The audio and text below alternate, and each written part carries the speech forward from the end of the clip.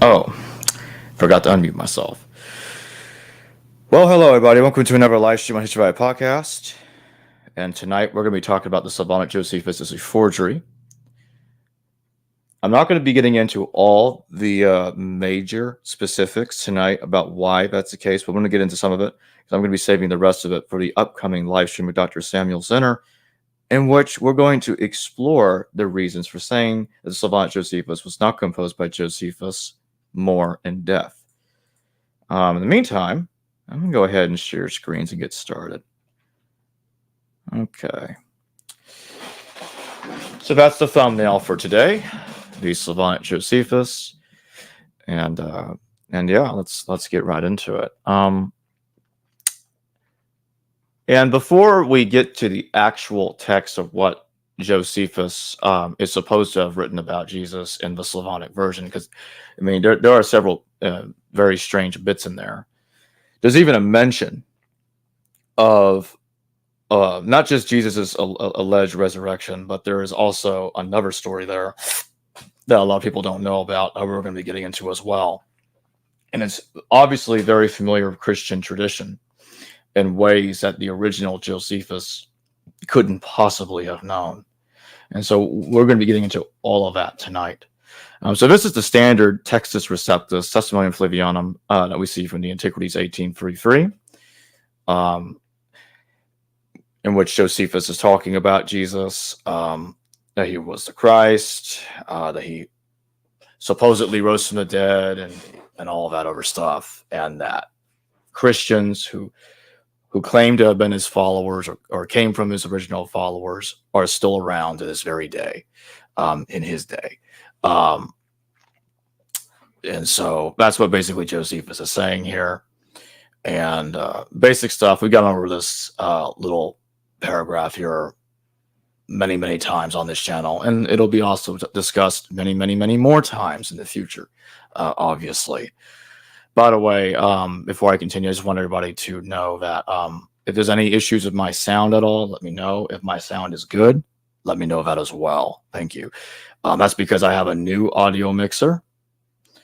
It has replaced the original one, which was horrible, and it would give out randomly during interviews or live streams, and I would have to get up and unplug it and plug it back into my computer. But that's in the past now. So I shouldn't be having those kind of issues with this audio mixer. So if anyone says that my audio is going out, let me know. Just let me know. If any of you are having an issue with my voice, or that there's an obvious issue that comes up, just let me know. All right. Let's move on. And so this is the bit here about the death of James, in which Josephus seems to be referring back to the testimonium when he talks about that James was a brother of Jesus who was called Christ. Again, we've gone over this many times on this channel. I'm not going to be reading the whole thing.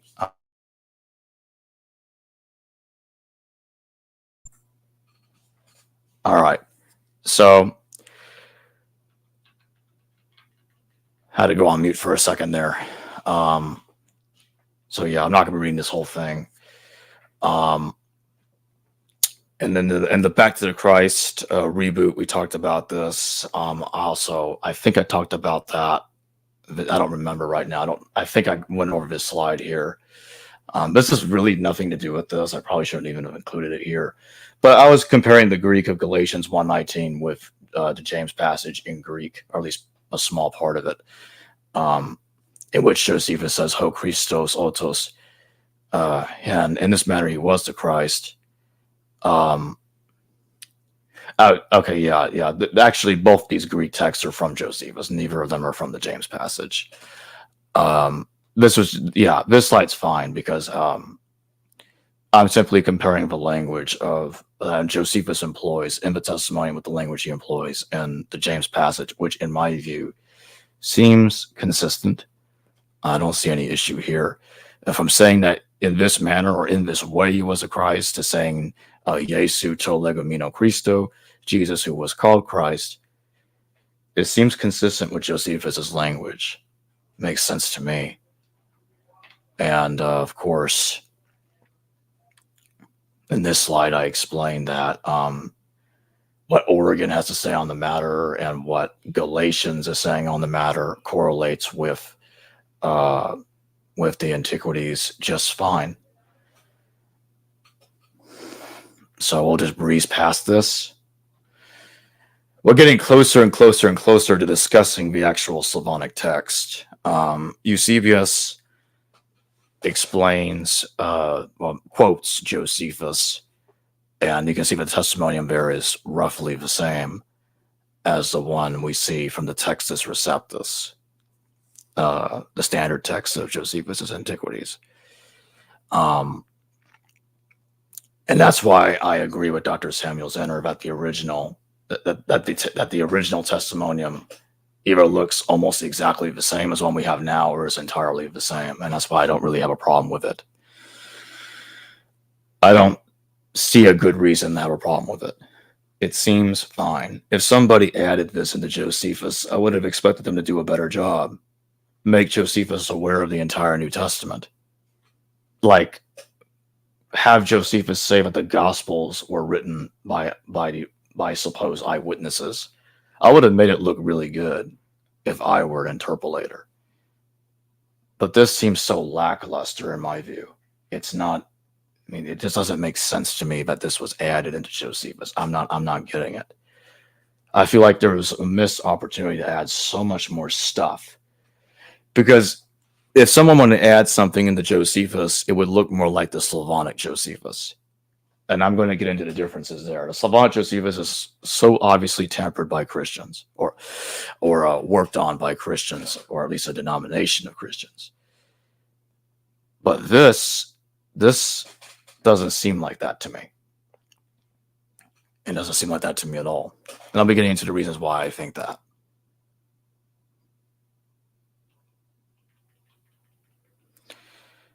So let me get to the next slide.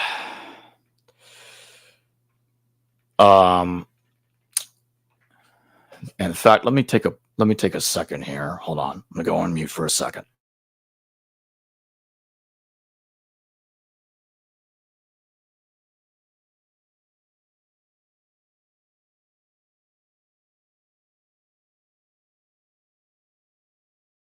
All right, I have returned.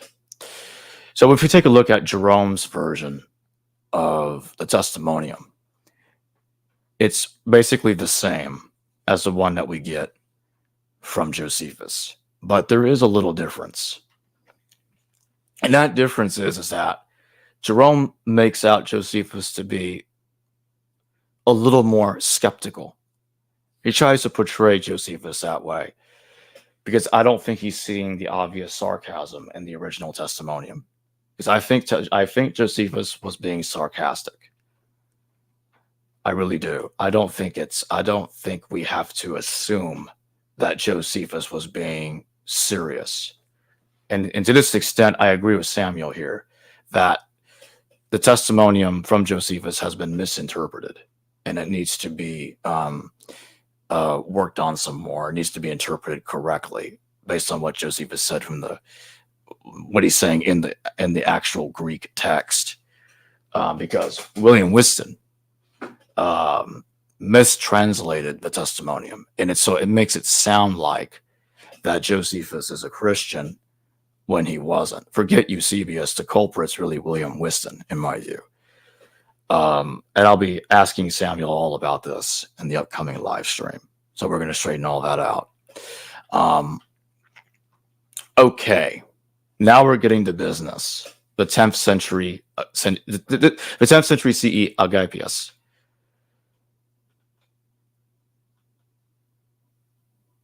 The Agapius in the 10th century says that Josephus, the Hebrew, spoke of this also in his books, which he wrote about the wars of the Jews. At that time, there was a wise man named Jesus whose life was perfect. His virtues were recognized, and many Jews and Gentiles became his disciples. And Pilate condemned him to the death on a cross, and those who had become his disciples preached his doctrine. They claimed he appeared to them alive 3 days after his passion. Maybe he was the Messiah, about whom the prophets had spoken of miracles. This is the story of Josephus and his co-religionist concerning our Lord Christ. May he be glorified. Okay. Let me just make something very clear. The Slavonic Josephus is a 15th century text. There's no evidence, at least no good evidence, it existed earlier. It is supposed by some scholars, or several scholars really, to have existed earlier, but there's no hard proof it really did. But there are scholars in the past, like Robert Eisler, who say otherwise, that the Slavonic text is the Aramaic Josephus, and I'm going to explain why that's actually nonsense in a little bit here. Agapius, to my current knowledge, could be wrong, but I don't know any sources before Agapius who is claiming that Josephus talks about Jesus in the Jewish wars. He's writing in the 10th century, and he's claiming that Josephus mentioned Jesus in the Jewish wars. He's not quoting the testimonium from the antiquities. He's quoting it from the wars. I want everybody to take note of this. Josephus the Hebrew spoke of this also in his books, which he wrote about the wars of the Jews. Now, there are two possibilities here. The first one is Agapius either is quoting a version of the wars of the Jews as lost, in which Josephus mentioned Jesus. In this case, we're missing a third mention of Jesus. Well, I should be saying the first mention of Jesus. The second possibility is that Agapius made a mistake. And he has made lots of mistakes in his universal history. And I'll be going over some of that soon as well. I'm not going to be going over the other examples here. But based on the fact that Agapius has made mistakes, and there are other scholars that have noted that Agapius has made mistakes, that we should take what Agapius is saying here with lots of caution. Now, Agapius' testimonium looks very much like the one from Josephus. In fact, it looks more like the one from Jerome. Maybe he was a Messiah is very much like what Jerome says. Perhaps he was a Messiah, or Jerome's quotation of the testimonium says, perhaps he was a Messiah or whatever. So this is Agapius' testimonium is clearly, I think, either based on Jerome's testimonium or based on a different version of it that's based on Jerome's. But either way, it goes back to Jerome. So the more likely scenario is that, and this is what I will assume to be true here, is that Agapius' testimonium is a paraphrase of Jerome's version. At least a slight paraphrase, but mostly the same. And therefore, Agapius made a mistake. And he said that it was written by Josephus in the wars when it was not. He's really quoting a different version of the same one we get from the Textus Receptus of Josephus. So that's what I think is going on here. And I think that's the most cautious way of analyzing this that I can think of. And because I don't think it's worth the risk of assuming that a lost version of the Wars of the Jews mentioned this, when nobody before Agapius in the 10th century is saying such a thing. And it sounds like Agapius is making one of the many mistakes that he usually makes. He's literally confused people with other people. He's claimed that one thing, like that a certain text is here when it's actually in a different text, just as he's done here. No different than what he's done here. He's quoting Josephus, but is misattributing it to a different work of Josephus. It's in the Antiquities, not the Wars, but he says it's the Wars.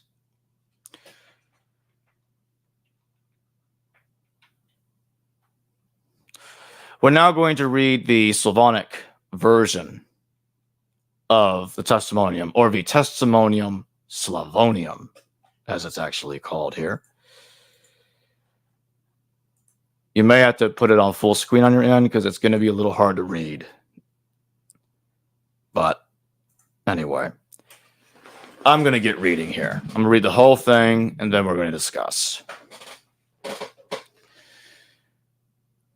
Okay. At that time there appeared a man, if it is proper to call him a man, whose nature and form were human, but whose appearance was more than human, and whose deeds were divine, and he worked wonderful and powerful miracles. Therefore, it is impossible for me to call him a man. But again, in view of his common nature, they shall not call him an angel either. And everything, whatever he did by some unseen power, by word and command. Some said of him, our first lawgiver has risen from the dead, and has been demonstrating many cures and skills.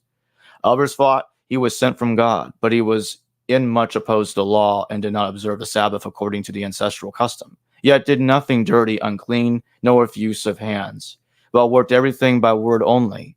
And many of the people followed and listened to his teachings. And many souls were aroused, thinking that by him the Jewish tribes would free themselves from the hands of the Romans. But it was his habit rather to remain in front of the city on the Mount of Olives. And there he also freely gave cures to people, and there 150 servants and a multitude of people joined him, seeing his power and how by word he did everything he wished. They bade him enter the city, kill the Roman troops and Pilate, and reign over these, but he did not care to do so. Later, when news of this came to the Jewish leaders, they assembled to the chief priests and said, we are powerless and too weak to oppose the Romans, like a slackened bow. Let us go and inform Pilate what we have heard, and we shall be free of anxiety. If at some time he shall hear of this from others, we shall be deprived of our property, ourselves slaughtered, and our children exiled. And they went and informed Pilate, and he sent and killed many of the people, and brought in that wonder worker. After inquiring about him, Pilate understood that he was a doer of good and not of evil, and not a rebel, nor one desirous of kingship, and he released him. For he had cured his wife, who was dying, and he went to the usual places and performed his usual deeds. And once again, as more people gathered around him, he became renowned for his works more than all others. Again, the lawyers were struck with envy against him. And they gave 30 talents to Pilate that they should kill him, and he took it and gave them liberty to carry out their wishes themselves, and they sought out a suitable time to kill him. But they had given Pilate 30 talents earlier, that he should give Jesus up to them. And they crucified him against the ancestral law, and they greatly reviled him. And then the Jews raised a second disturbance. All right, I'll stop there. So you can see how different this Testimonium Slavonium is from the Testimonium Flavinium. Testimonium Flavinium, excuse me. This is a much, much more embellished testimonium. But that's not all. There's some more strange stuff in Josephus, into Slavonic Josephus, that we're going to be getting into here, that I do not think a historical Josephus, that the historical Josephus could have written down. It just doesn't make sense. Let's get to the next slide. Okay, so here, this is me getting to the point that I'm going to be making here. In this slide, remember, these slides come from Josephus' Jewish Word and Slavonic Version on the right there. That's the book. A synoptic comparison. So on the left, it's the Slavonic text, and on the right, it's an English translation of the Greek Textus Receptus of Josephus' Jewish words. Okay, standard translation from the standard text, and then to the left is the Slavonic version. Now notice here, it's missing. There's nothing on the left side. This is from the preface of Josephus' Wars of the Jews. The entire thing about an Aramaic Josephus, or Aramaic version of Josephus' Jewish Wars being sent to the barbarians that Josephus is talking about, is not discussed here. It's missing. But I think I know why it's missing. It's part of the forgery, the agenda of the forgers that created this text. In the 20th century, Robert Eisler claimed that the Slavonic Josephus goes back to an Aramaic original. However, he didn't maintain this position. A lot of people will fail to note the fact that Robert Eisler actually changed his mind. Brian Collins says, Eisler claimed that the earliest edition, the captured Jerusalem, had been translated more or less word for word by scribes whose Greek was as poor as Josephus's views. He says that in the middle there. Let me start from the previous paragraph. Then I'm going to work my way down. Eisler claimed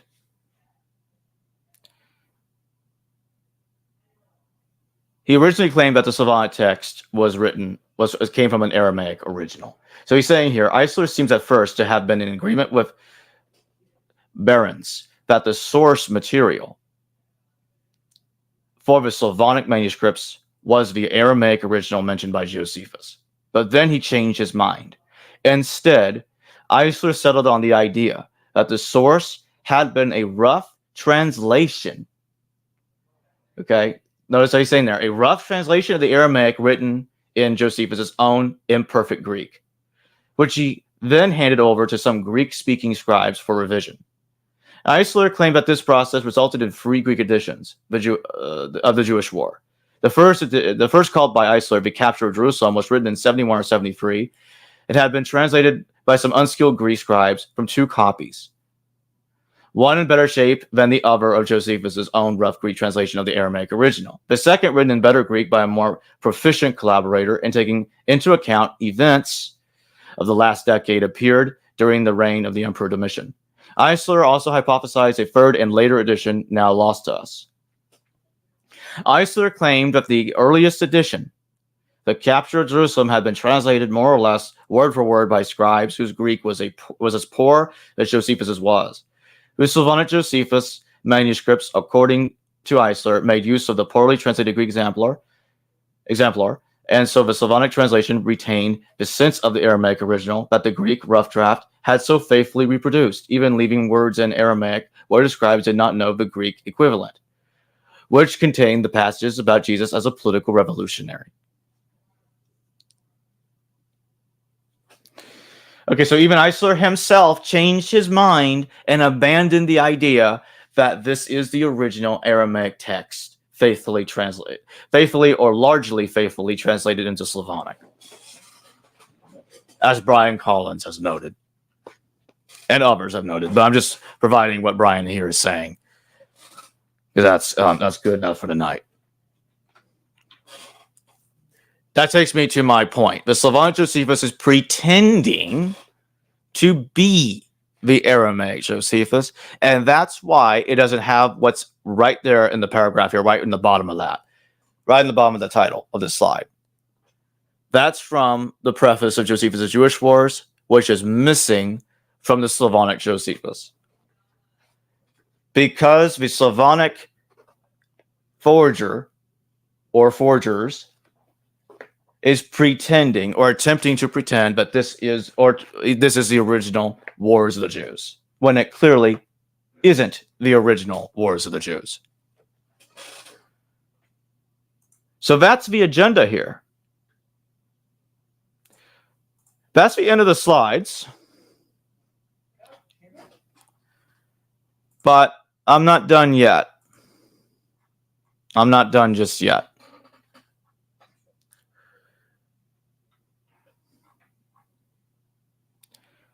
I got some more stuff that I'm going to be reading in just a second.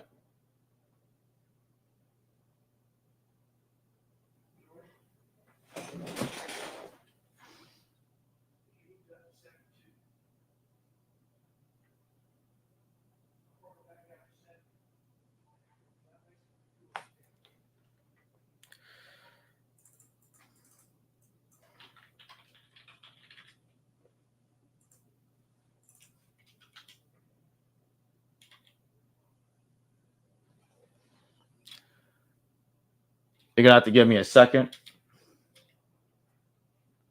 I have to find this passage in my PDF copy of the Slavonic Josephus. So be patient, everybody. I'm going to find it. There are at least two other references that I'm looking for here. And I just found one of them. I just found one of them.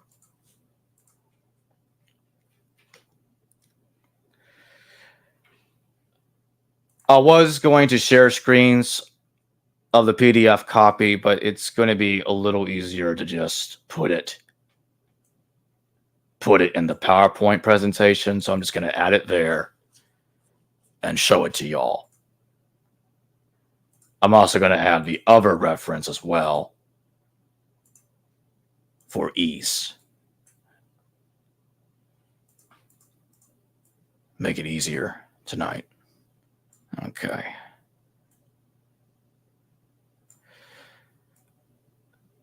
I know that some would love to have some more mentions of Jesus from Josephus, but this text doesn't cut it.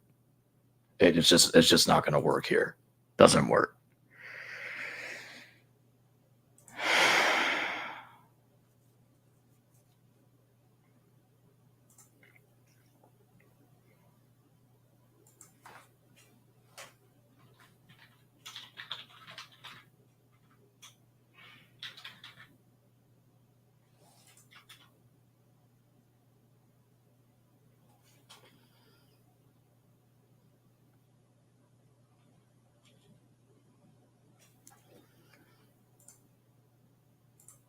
Trying to find the other reference. Hold on.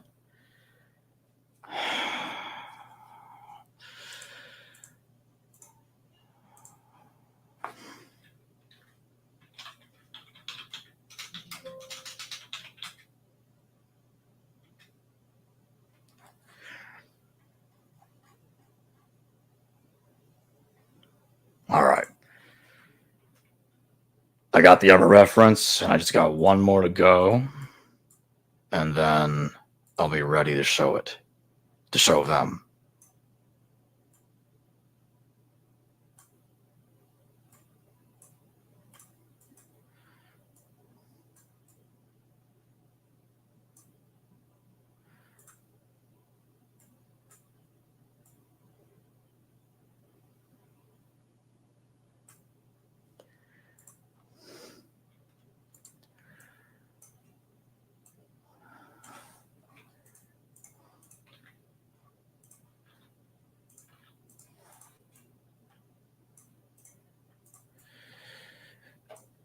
And so the third reference I'm going to be adding now has to do with the mention of a person rising from the dead.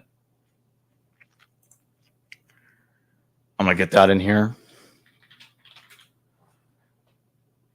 And I found that that one was faster to find, much easier to find.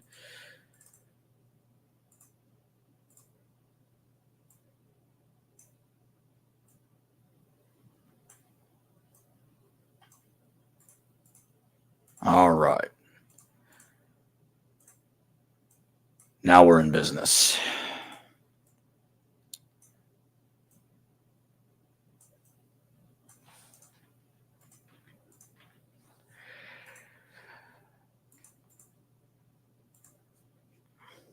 So let's get to the next slide now that they're all ready to go. And so here we see in the Slavonic Josephus, we look at the left there, it says, for some thought it meant Herod, others the crucified miracle worker Jesus, others Vespasian. Now what he meant by that is, as he's talking about, but they were impelled to make war by an ambiguous prediction found in the sacred book, saying that in those times someone from Jerusalem land, someone from the Judean land would be reigning over the whole world. For this there are various explanations. For some thought it meant Herod, others the crucified miracle worker Jesus, others Vespasian. So this is a much more embellished version of what we see from Josephus's Jewish Wars, a standard text, that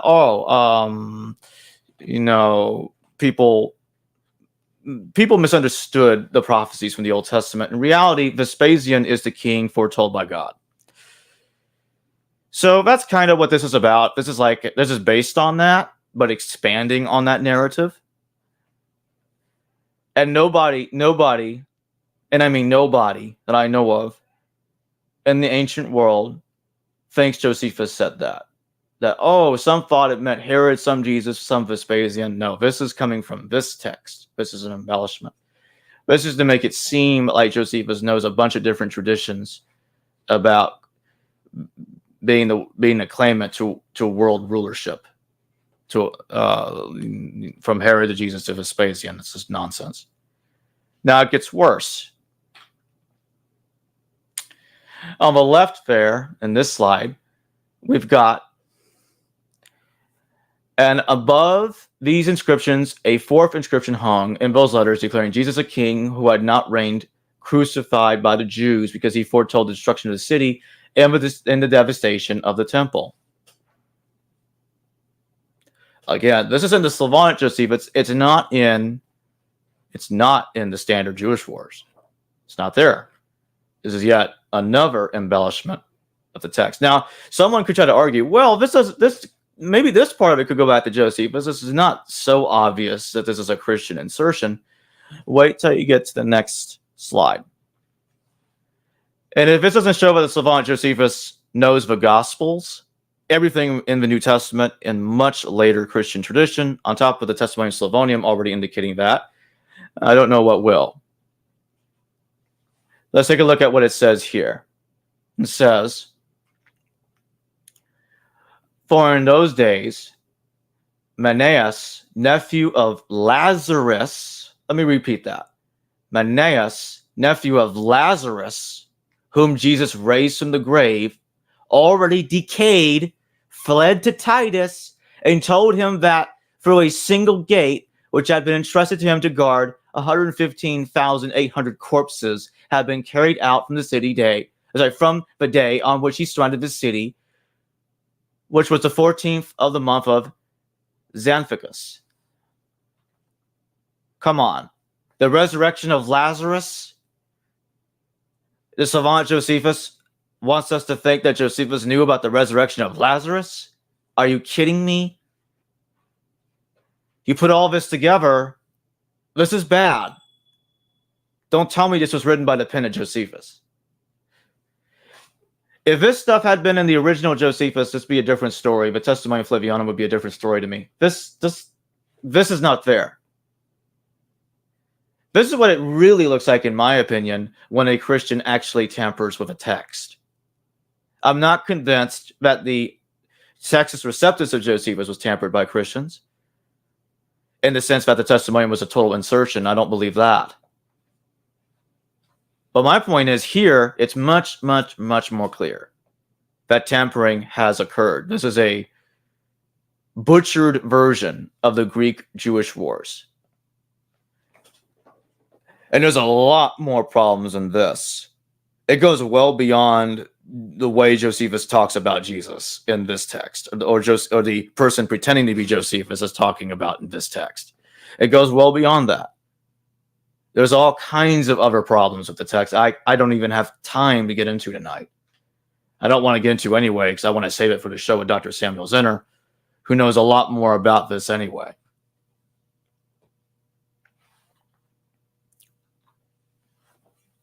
But this is clearly aware of the Gospels, the resurrection of Lazarus. I mean, I date the Gospels of the 2nd century. When Josephus talks about Jesus, he doesn't seem to know about the New Testament writings. He doesn't quote stories that we get from the Gospels. Although in the Testimonium, some of it does resemble what ends up in the Gospels later, it's not as crystal clear as it is here, in which the Slavonic version is clearly familiar with very, very late ideas. What about the whole thing about Pilate's wife? Where do we get that story from? The Gospel of Matthew. Let me read that real quick. Let me pull that up. Matthew 27:19. I'm going to read from the New Revised Standard Version. While he was sitting on the judgment seat, his wife sent word to him, having nothing to do with that innocent man, for today I have suffered a great deal because of a dream about him. In some Christian traditions, Pilate is even a saint. And they're suggesting that Pilate converted to Christianity, and the Pilate cycle, which is complete utter nonsense, fabricated nonsense attributed to Pilate from the Middle Ages. And Josephus, the Slavonic version, clearly knows all about that stuff. The 30 talents is obviously the 30 shekels that was paid to Judas Iscariot in the Gospel of Matthew. Shekels are worth a lot less than a Roman talent, by the way. So 30 talents is a lot more money. But in any case, it's transferring that story to Pilate.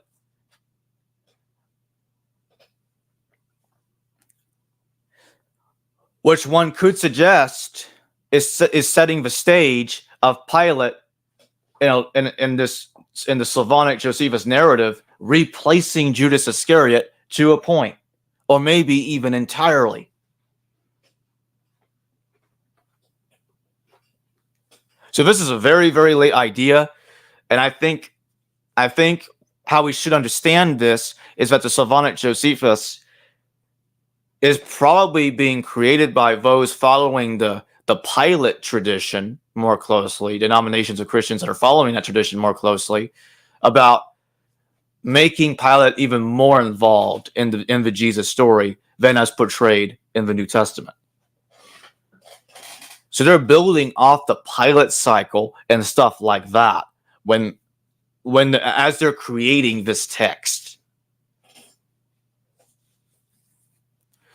So anyway, if the Slavonic Josephus did come earlier than the 15th century, maybe 14th century, but I think it's a stretch to really put this thing any earlier.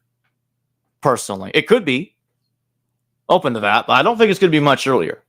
Maybe a century, 2 centuries earlier. But the earliest manuscript of this text that I know of is 15th century. That's the problem here. I'm being very careful. I keep saying according to my current knowledge or that I know of. I'm trying to state all those qualifications.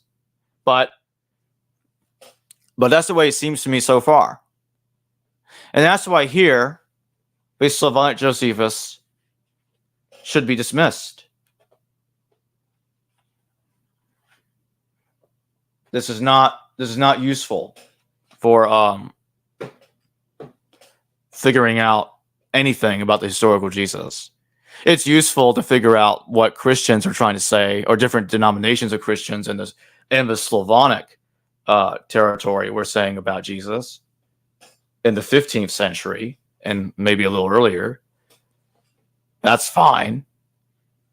It's still a very interesting text to look at. It's fascinating among the many forged texts attributed to Josephus, because this isn't the only text. There's a lot more out there.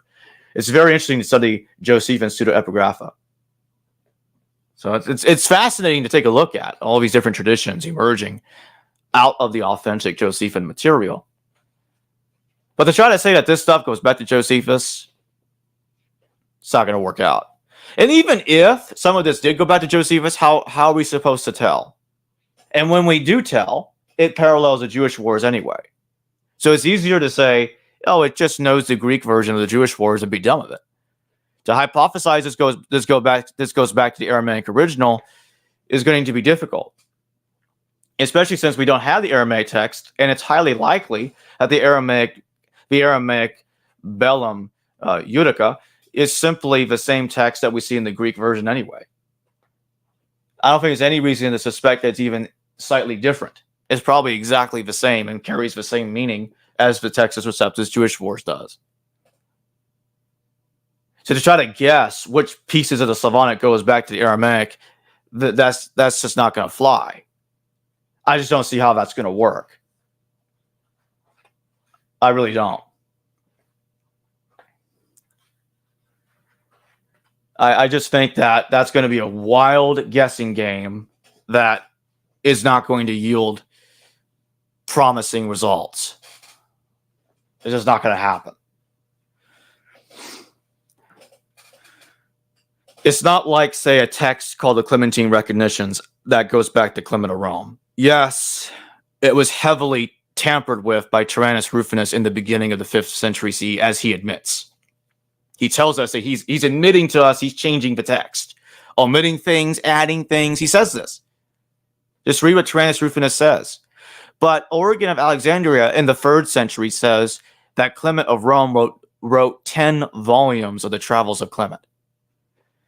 So a couple centuries earlier, we at least have a mention, a version of those 10 volumes that become the Clementine recognitions going back to the late 1st century, early 2nd century individual called Bishop Clement of Rome. So at least we have that. So we know a version of it goes back to him.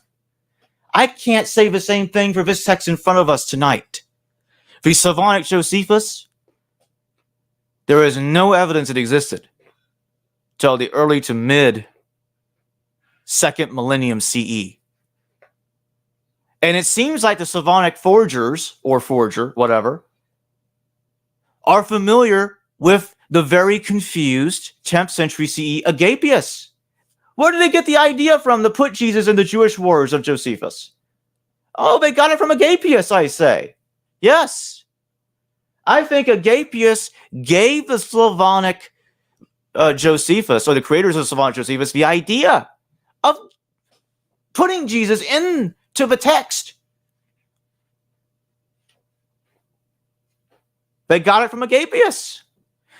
So Agapius was the prelude to the formation of this text. Y'all see what I'm saying?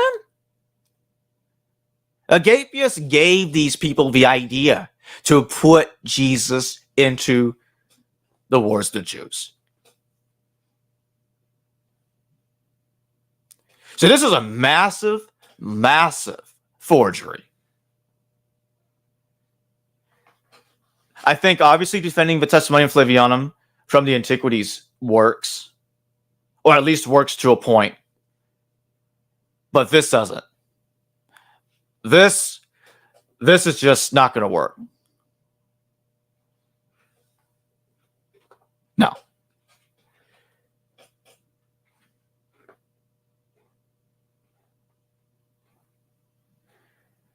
I never claimed that Agapius provided Josephus with information. What are you talking about? Agapius lived in the 10th century. Josephus lived in the 1st century. Why? I never said that stuff. I never said that Agapius provided anything to Josephus. Agapius is providing information to the forgers of the Slavonic edition. That's what I'm saying. Don't get me. Don't rearrange my words here. Let me make it very clear. The 15th century Slavonic Josephus got the idea to put Jesus into the Jewish wars from Agapius. That's what I'm claiming. The authentic Josephus from the 1st century, living much earlier, obviously, than Agapius, knew nothing about any of that, and he talked about Jesus in the Antiquities. And I agree with the consensus there that Josephus mentioned Jesus 2 times in the Antiquities. I'm not disputing that. The Slavonic version is a different text pretending to be an authentic text by Josephus. It is trying to imply that it is the Aramaic original when it cannot be, or a translation of the Aramaic original. So no, I'm not claiming that Agapius provided any information to Josephus. I'm saying Agapius provided information to the creators of the Slavonic Josephus, which is a 2nd millennium CE forgery. Let me ask the audience, am I being very clear on this? You understand what I'm saying? I'm saying Agapius provided information to the Slavonic forgers, because somebody in the live chat was saying, somehow misunderstood me and thought I was saying Agapius was providing information to Josephus. And in order to do that, he'd have to be time traveling. Come on, how can you misunderstand me? How can you get me wrong there? Perhaps that's somebody in the chat that wants the Slavonic Josephus to be real. I'm like, okay, well, I can't help you there. I'm sorry. That's not going to happen. The evidence is too damning that this is nonsense.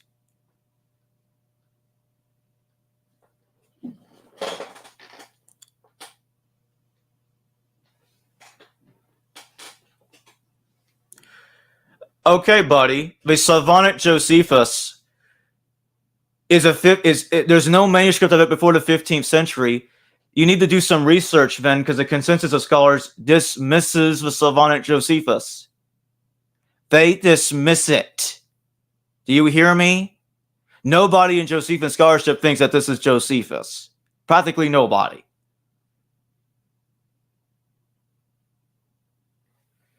Now, I'll say this tonight.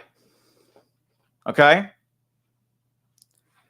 I am claiming that the Slavonic Josephus, the creators of it, knew about Agapius. And that's where they got the idea to put Jesus into the Slavonic edition of Josephus. That's what I'm claiming tonight. Either way, this text is later than Agapius. Sorry to burst your bubble.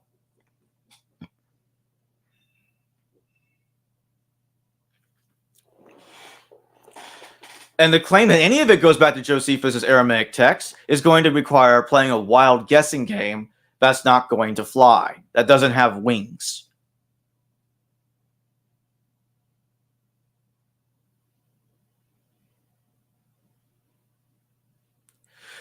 The video you're talking about has been removed from YouTube. Just forget about it. Forget about that video. I'm not discussing anything that was in that video. Forget about it.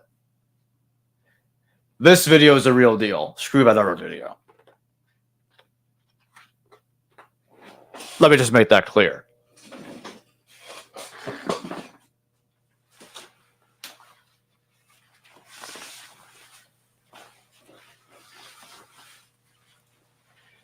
So yeah, I have no idea who that other person is talking about. Like, just come on. That's it. The Slavonic version is clearly later than Agapius. I'm tired of repeating myself on that tonight. I made that very clear, crystal clear.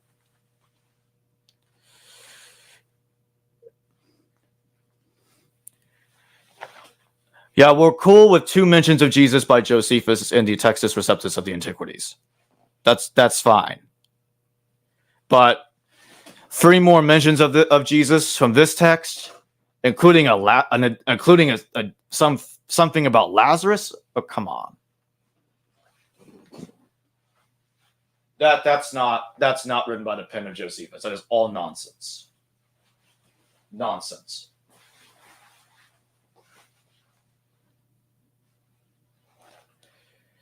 And so all I'm saying is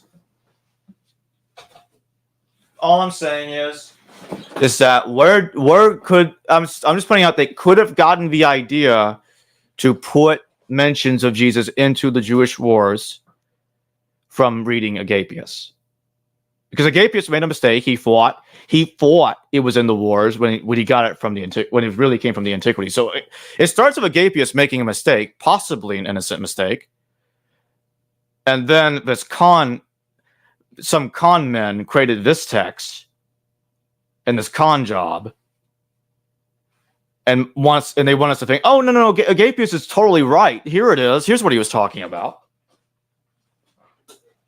But they couldn't help themselves. They beefed it up. Like, the Testimony of Slavonium is not even the same as the one from Agapius. It's very, very different.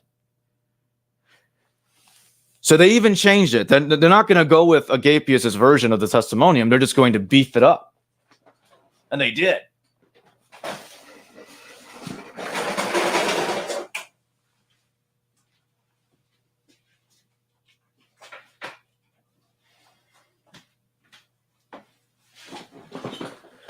So,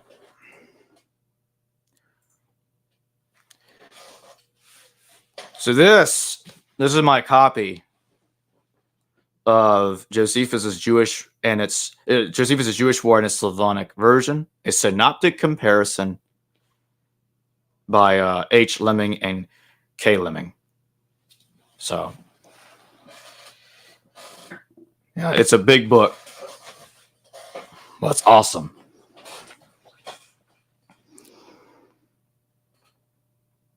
I think that's a good question.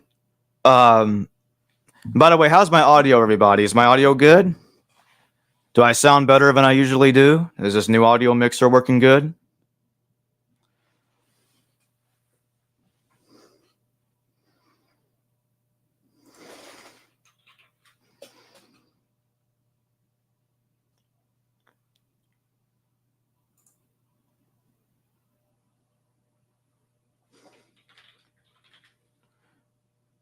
Good. I'm glad to hear it.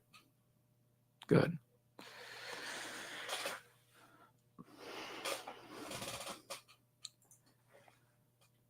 Okay.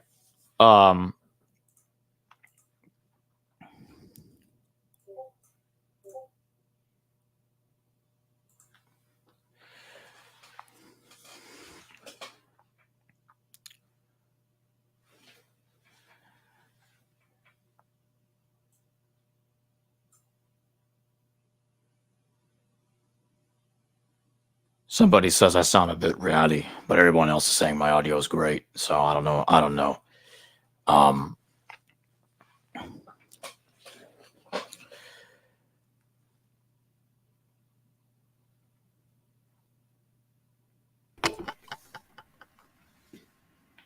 Hey, Lauren. Hello. Been a long time since I had you on. Oh yeah, I've been A quite long, busy. long time. So what you think of the show so far, Lauren? What's your Honestly, thoughts? it's a bit late, so I'm sleepy. So I'm trying to follow as best I can, and it's difficult. But sorry, it's kind of late. But I think it makes. I like to Hmm? think it makes sense to you, at least. It makes sense. I guess it makes sense. So I gave, just to reiterate. Hello. Yeah, I'm here. I just switched to the slides, Okay. so we can still So hear each just to other. reiterate, it's Josephus. Josephus obviously wrote his original in the 70s. Then Yeah, there was 90s. Agapius, and then Right. there's the Slavonic, and the Slavonic had a little info informed, but not written by Agapius, because that would mean Agapius is a vampire. Right. And obviously, that would be nonsense. So I think that I'll switch the And screen we back all to know that Agapius is a werewolf. is a what? Werewolf. Oh. Joke. It's a joke. He's not a werewolf. Oh yeah, I know you're joking, but one would have to think that if if we're supposed to think Agapius informed Josephus of anything, obviously not. That'd be ridiculous. Really far fetched there. Maybe he has an Austrian accent and was a bodybuilder. Right. I'm gonna take us back to what Agapius is saying here. I'm gonna switch that screen now. But yeah, this is what I just want to take us back to what Agapius is saying in the 10th century. So I think that the 15th century, or perhaps 14th or 13th century creators of Slavonic Josephus were familiar with what Agapius says here, as I was arguing tonight, and that they copied from Agapius. They got the idea. They were inspired from the mistake Agapius made. And like, okay, let me put some extra mentions of Jesus into the Jewish wars because of what this guy said. Now, notice that they're not even being faithful to Agapius's testimonium. They're doing their own thing.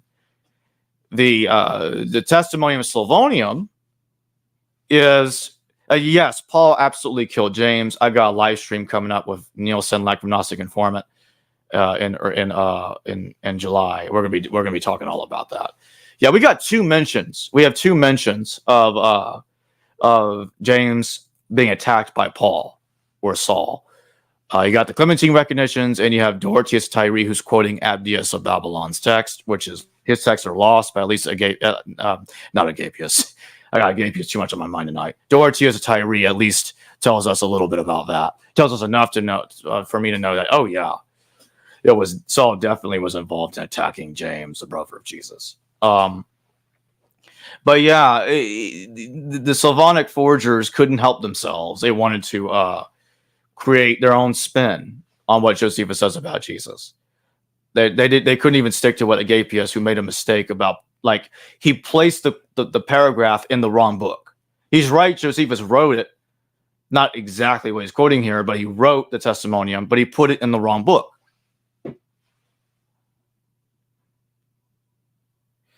The earliest manuscript of the Slavonic Josephus is 15th century.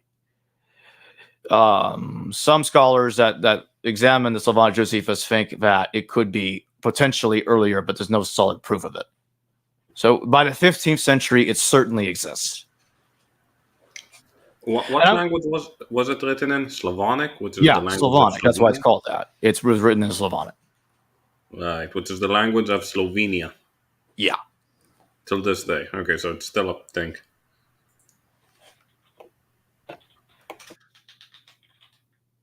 Yeah.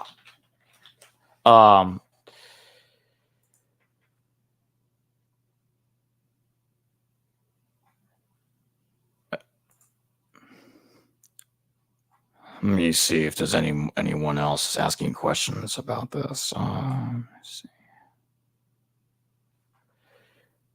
By the way, if anybody super chats questions tonight, super chats will be prioritized, and I'll put it up on the screen. But yeah, that Lazarus mentioned in the Slavonic Josephus. Oh yeah, that's really a very big giveaway that this is not by Josephus. Oh yeah, Lazarus is a way of saying Eliezer. Eliezer is still a common name till this day, but Lazarus as a derivation name, don't think it existed back then. No, I don't think it did either. That we get that from the Gospels. Josephus would not have used Lazarus. He would use Eliezer or Eleazar. Yeah. I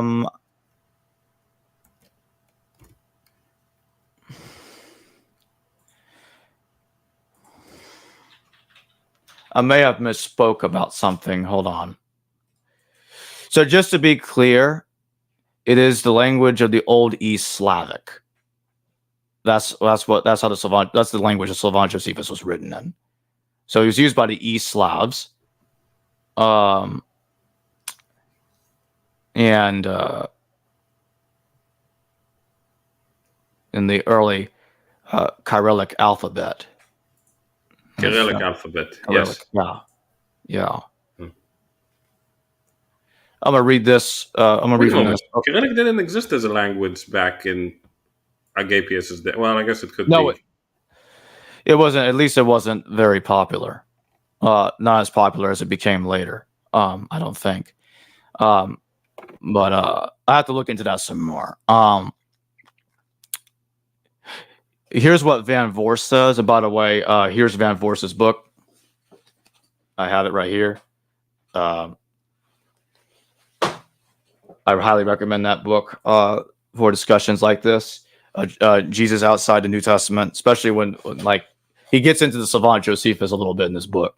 Very, very, very useful information there. But according to Van Voorst, he says,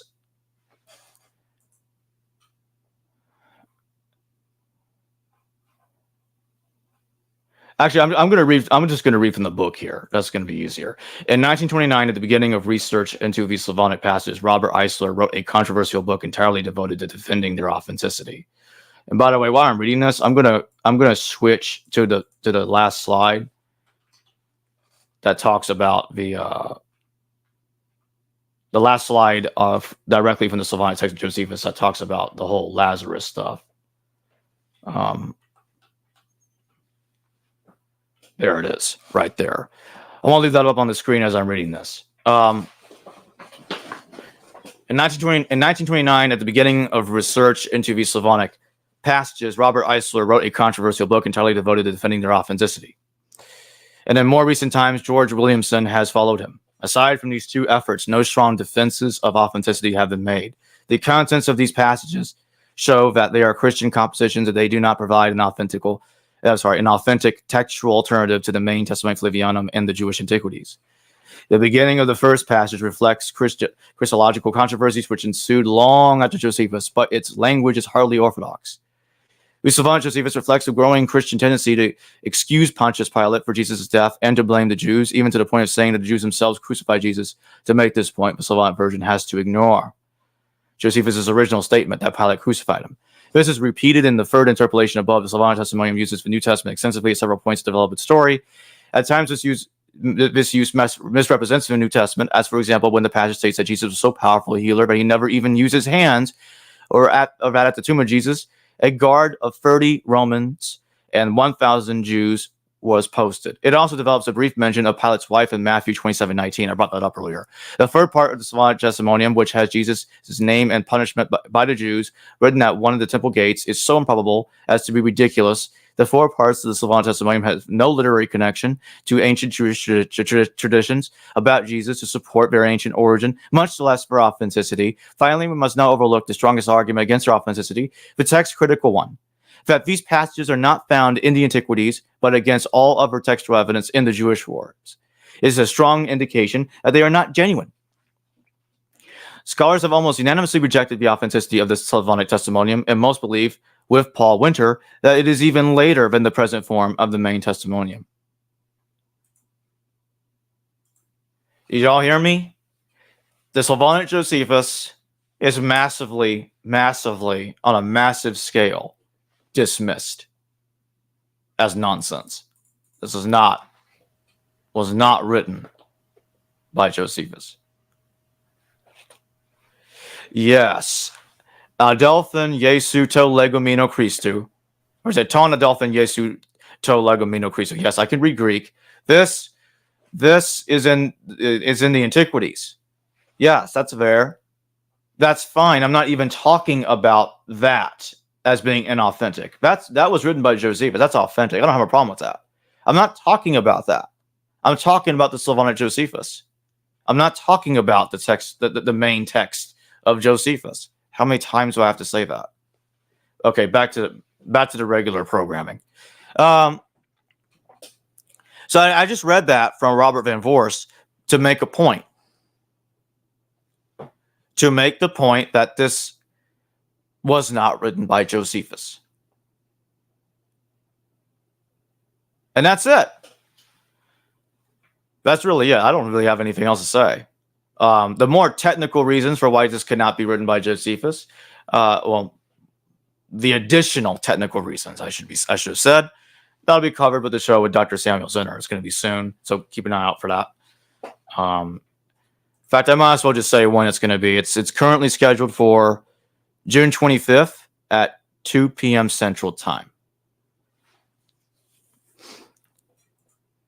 I'm going to go ahead and close now. So thanks for joining me tonight, Lauren. It's good to have you back. You're muted right now, man. Unmute. Fun to be back. Yeah, good to be back. All right, see everybody later. Bye, guys. Thanks for being on the live stream. Hello, viewers. Thanks for watching this video from the History Valley YouTube channel. Please don't forget to subscribe and hit the notification bell. And if any of you wish to further support this channel, please consider checking out this channel's Patreon page and becoming a patron, and/or donate through PayPal or through Super Chat during your live stream. Thank you.